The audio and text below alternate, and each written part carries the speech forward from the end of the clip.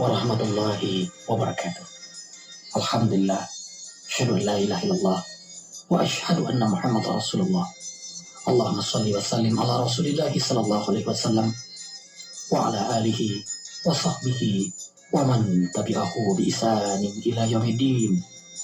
A'udzu billahi minasyaitonir rajim. Bismillahirrahmanirrahim. Wa ma anfaqtum min syai'in fa huwa yukhlifuhu wa huwa khairur raziqin. Shadaqallahul azim wa sadaqa Rasulullah sallallahu alaihi wasallam. Tiada sikap yang lebih baik dan mulia sebagai hamba Allah yang bertauhid kecuali langkah takwa menyertai kita dimanapun, kapanpun, dan insya Allah dalam kondisi bagaimana. Selawat dan salam selalu kita limpahkan bagi hamba pilihan Allah Rasulullah sallallahu alaihi wasallam. Tema infak sebagai pintu rezeki. Rasulullah sallallahu alaihi wasallam bersabda, "Istanzilur rizqa bis sadaqati." Hendaklah kalian mencari rezeki dengan bersedekah. Sekilas hadis ini membingungkan. Padahal tidak, bagaimana mungkin dengan sedekah akan mendapatkan rezeki? Menurut logika matematika atau hukum ekonomi, mengeluarkan sesuatu dari milik kita pasti akan mengurangi milik kita. Saudara-saudariku yang kucintai, logika matematika atau hukum ekonomi ini adalah paradigma sekuler, sangat berbeda dengan paradigma iman. Paradigma iman menyatakan bahwa seluruh rezeki yang didapat oleh makhluk di muka bumi ini diatur oleh Maha Pemberi rezeki, Ar-Razzaq. A'udzubillahi minasyaitonir rajim. Wa ma min dabbatin fil ardi illa 'alallahi rizquha. Shadaqallahul azim.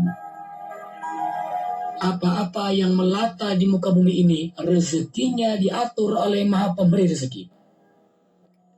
Tidak usahlah kita makhluk yang sempurna ini, semut saja yang berada di rumah kita, mungkin jumlahnya tidak lagi triliun, bahkan bilion-bilion.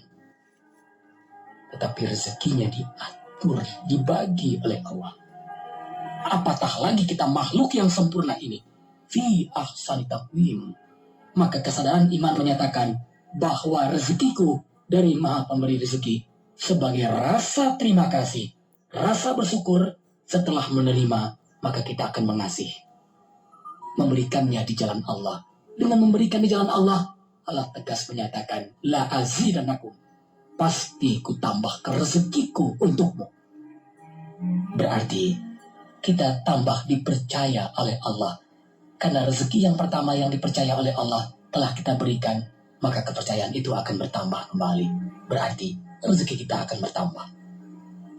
Yang kedua, justru dengan sedekah kita akan mendapatkan rezeki. Semakin sering sedekah, semakin banyak rezeki yang kita dapat. Semakin banyak bersedekah, maka semakin banyak pula rezeki yang kita dapat. Nampaknya rezeki itu ada pintunya.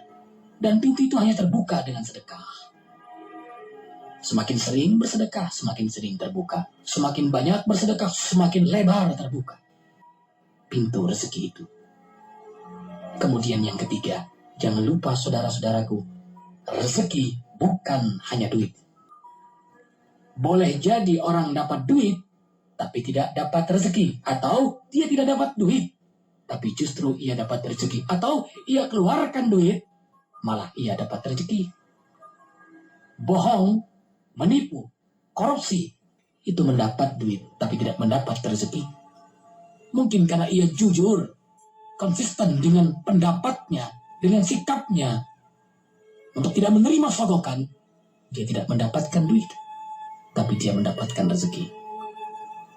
Boleh jadi ia keluarkan uangnya di jalan Allah, itu mengurangi duitnya, tapi justru ia memperoleh rezeki. Lalu apa itu rezeki? Rezeki adalah ketenangan, kedamaian. Rezeki adalah keluarga sakinah. Rezeki adalah anak saleh, suami saleh, istri salehah. Rezeki adalah teman yang baik, bekerja yang baik, tenang, damai. Husnul khatimah adalah rezeki. Kalau bisa dibayar, dibayar husnul khatimah. Tapi 1000 kali sayang, husnul khatimah tidak dapat dibayar dengan apapun. Dan itu adalah rezeki. Dan klimaknya rezeki, wa yarzuqhu min haitsu la yahtasib. Tanpa pernah kita dengar, tanpa pernah kita lihat, tanpa pernah kita duga, tanpa pernah kita rasakan, itu adalah surga. Dan itu adalah titik kulminasi dari rezeki. Dan tentu banyak sekali dari firman-firman Allah yang menyatakan dengan infak kita akan mendapatkan rezeki.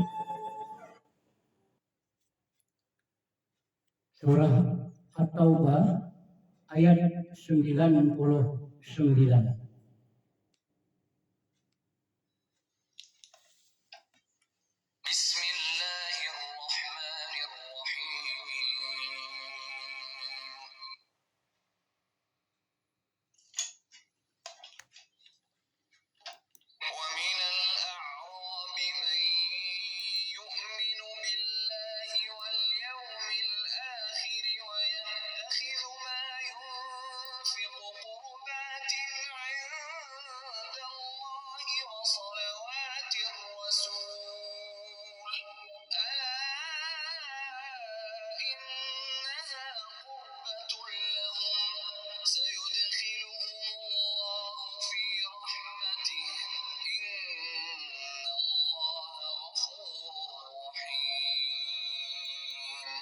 Dan di antara orang-orang Arab Badui itu ada yang beriman kepada Allah dan hari kemudian, dan memandang apa yang diinfakkannya di jalan Allah sebagai jalan mendekatkan kepada Allah dan sebagai jalan untuk memperoleh doa Rasul. Ketahuilah, sesungguhnya infak itu suatu jalan bagi mereka untuk mendekatkan diri kepada Allah. Kelak Allah akan memasukkan mereka ke dalam rahmat surganya. Sesungguhnya Allah Maha Pengampun, Maha Penyayang. Dalam surah At-Taubah ayat 99, Allah Subhanahu wa taala berfirman, A'udzu billahi minasyaitonir rajim.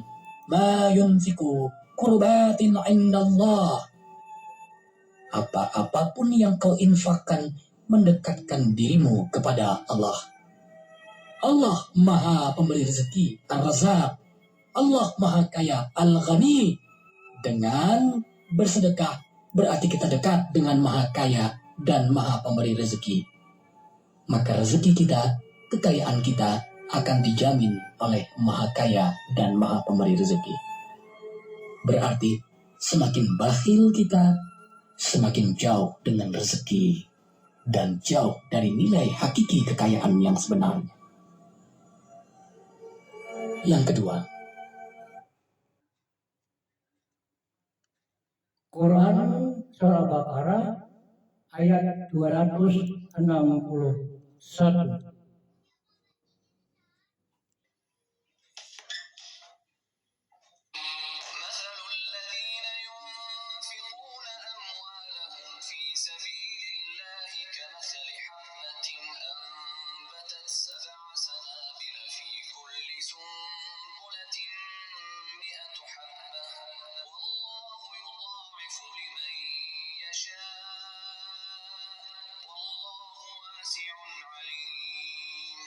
Perumpamaan orang yang menginfakkan hartanya di jalan Allah seperti sebutir biji yang menumbuhkan 7 tangkai.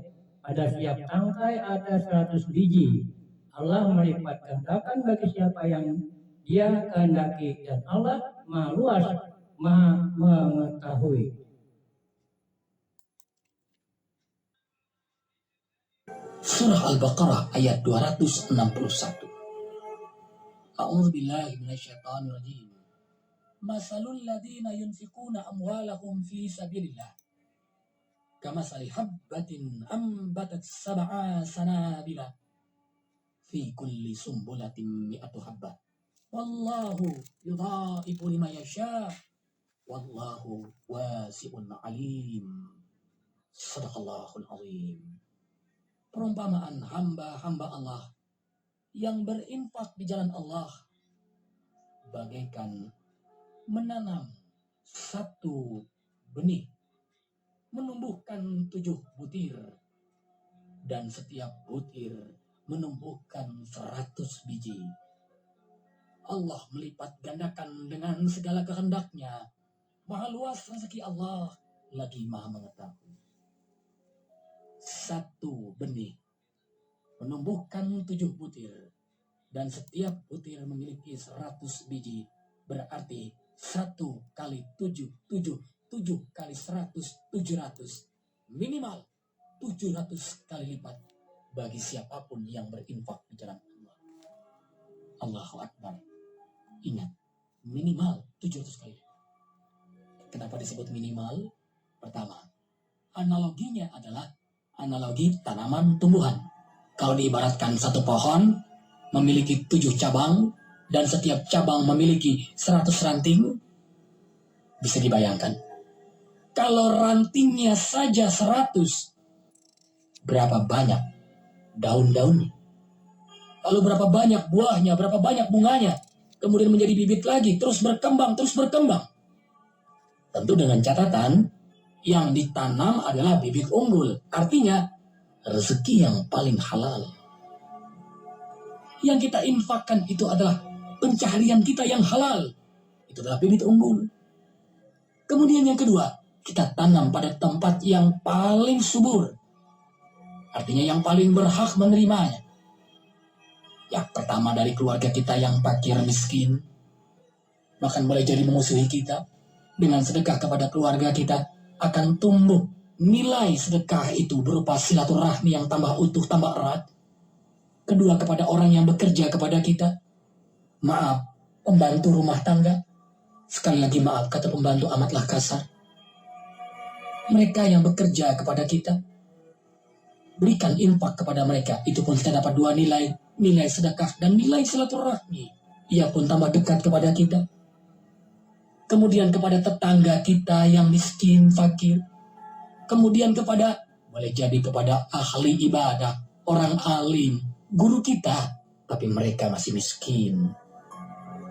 Ada orang yang tiap malam salat malam. Bagaimana mungkin dia salat tiap malam padahal dia tidak salat? Ternyata karena ia berinfak, memberi makanan, pakaian kepada orang ahli ibadah. Dan ia terus bangun tengah malam. Sementara yang dipakai adalah hasil pemberiannya. Maka seolah-olah ia salat malam. Apalagi yang memberi itu tekun salat malam. Ia akan mendapat 2 ganjaran. Allahu Akbar. Kemudian yang ketiga, belum cukup. Bibitnya sudah unggul, tempat yang ditanam subur. Kan belum cukup. Harus menjaganya, memeliharanya. Dari hama, dari werong. Yang dimaksud adalah hama ria, hama sum'ah, hama ujub. Baiklah, kita sudah menghindari dari sifat bakhil, pelit. Kita berinfak. Godaan setan datang, dibuatnya kita ria, sum'ah. Baik-baik, sekarang kita sudah tidak ria, tidak sum'ah. Sembunyi-sembunyi kita berinfak. Godaan ketiga yang berat adalah bangga diri. Oh, tidak ada orang sehebat aku yang mau berinfak sembunyi-sembunyi. Sudah cukup menggugurkan nilai sedekah kita. Berarti ikhlas karena Allah. Terang-terangan boleh dong dalam rangka fastabiqul khairat. Berlomba-lomba dalam kebaikan dan kebajikan. Sembunyi-sembunyi itu juga boleh dalam rangka menjaga dari riya. Ini pun Allah paparkan dalam surah Al-Baqarah ayat 271. Surah Al-Baqarah ayat 271.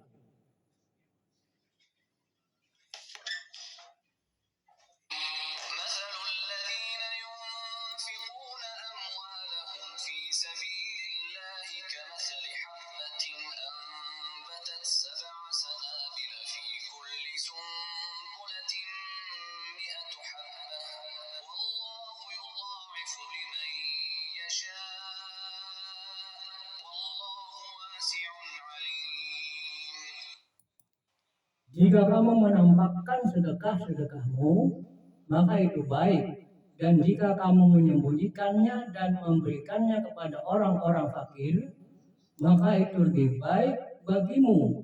Dan Allah akan menghapus sebagian kesalahan-kesalahanmu, dan Allah Maha teliti apa yang kamu kerjakan.